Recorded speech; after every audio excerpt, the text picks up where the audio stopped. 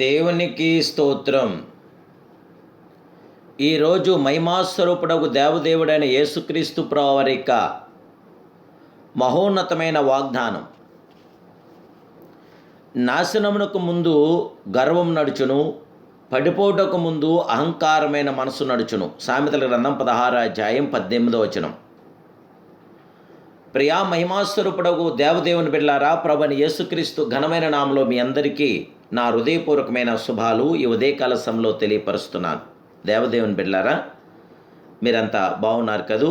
మహిమాస్వరూపుడైన యేసుక్రీస్తు ప్రభువారి యొక్క శాశ్వతమైన కృప నేడు మీతో మీ కుటుంబ సభ్యులతో కూడా ఉండి మీ పక్షాన గొప్ప కార్యములు ప్రభు జరిగించి జయమని గురించి శాంతి సమాధానం అనుగ్రహించునుగాక.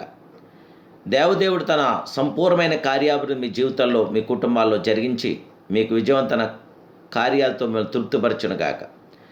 దేవుని బిడ్డలారా, మన దేవుడు అహంకారములను ఎదిరించి దీనులేళ్ల కృపను అనుగ్రహించగల గొప్ప దేవుడు. అందుకే నాశనమునకు ముందు గర్వం నడుస్తుంది, పడిపోటకు ముందు అహంకారమైన మనసు నడుచునని దేవుడి వాక్యం మనకు ప్రబోధిస్తుంది. హాగారు ఒక దాసి, ఇంటి పనులు చేయుటకు ఈ దాసిని సారా పెట్టుకున్నది. చాలా సంవత్సరములు ఈ హాగారు దాసిగా ఉండెను. కానీ ఒక దినమున అదృష్టము తగిలెను. అబ్రాహామునకు దీర్ఘకాలం సంతానం లేనందున ఆమె యజమానురాలు సారా ఆమెను అబ్రాహామునికి ఇచ్చెను. అంతేకాదు, నాకు బిడ్డలు కలుగకుండా దేవుడు నా గర్భం మూసిన్నాడు. నా దాసితో కూడా సైనించుము, నా ఇల్లు కట్టబడునని ప్రోత్సహించాను. సారా మాటలు అబ్రాహాము ఆలకించినందున ఆమె గర్భవతి ఇస్మాయిల్ను కనెను. అయితే ఆ తరువాత ఆమె తన యజమానురాలిని అల్పంగా చూచుటకు మొదలుపెట్టాను. దేవదేవుని బిడ్డలారా, దేవదేవుడు మనకిచ్చిన తలాంతును మనం తక్కువ చేసి చూసే అవకాశాలు ఎన్నో ఉంటాయి. మనం ప్రభు మీద ఎల్లప్పుడూ విశ్వాస వీరులమై ప్రార్థనాయుధులమై నిరీక్షణ కలిగి మనం ఉండాలి. ఎప్పుడైతే హాగారు దృష్టిలో నీచురాలుగా కనబడిందో అప్పుడే సారా ఆమెను కఠినంగా శిక్షించసాగాను. అప్పుడు హాగారు ఇంటి నుండి పారిపోవలసిన పరిస్థితి ఏర్పడాను. గర్భిణీగా నుండి నన్ను అరణ్యంలో కన్నీళ్లు విడిచుచూ నడిచాను. ఎంత భయంకరమైన పరిస్థితి! అబ్రాహాము ఇంట అణిగి మునిగి ఉండవలసిన హాగారు ఎందుకు అరణ్యంలో తిరగవలసి వచ్చాను? ఎందుకు కన్నీటి మార్గంలో నడవలసి వచ్చాను? కేవలం ఆమెకుండిన అహంకారమే.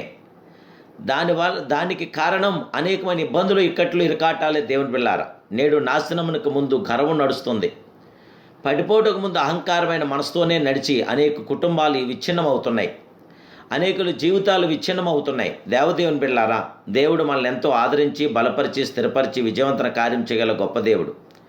కొందరు రక్షణ పొందినప్పుడు ప్రభు వారికి దర్శన వరము, ప్రవచన వరములను ఇచ్చుచున్నాడు.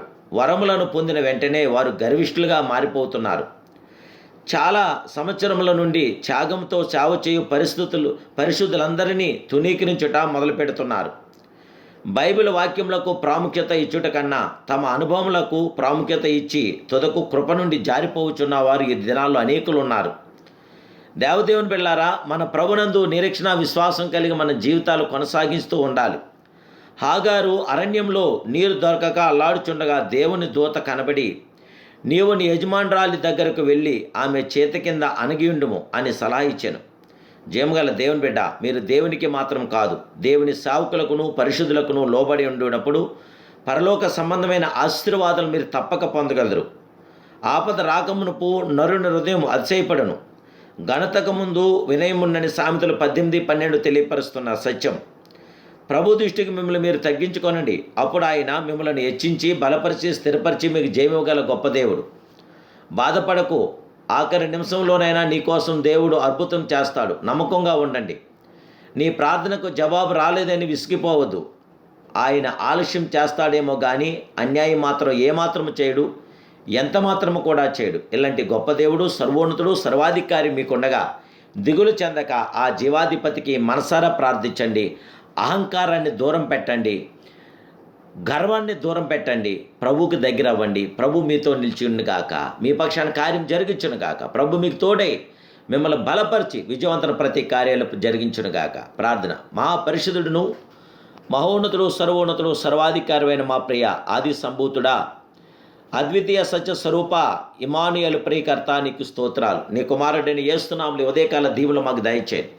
ఉదయకాలం మీ అభిషేకం మాకు దయచేయండి. శోధన కీడు మమ్మల్ని తప్పించి రక్షించి, గర్వము అహంకారం మాలో ఉండకుండా నీ కుమారుడు యేసుక్రీస్తు ప్రభువుకు శిలువ రక్తం చేత మమ్మల్ని పరిశుద్ధులుగా చేసి, శిలువ రక్తం చేత శుద్ధీకరించి మాకు జయ విజయాలు దయచేసి సదా మీ కృపలో విస్తరం చేసి ఫలింపచేయమని యేసయ్య సర్వోన్నత నామములో ఈ ప్రార్థన మీకు సమర్పిస్తున్నాను కన్న తండ్రి.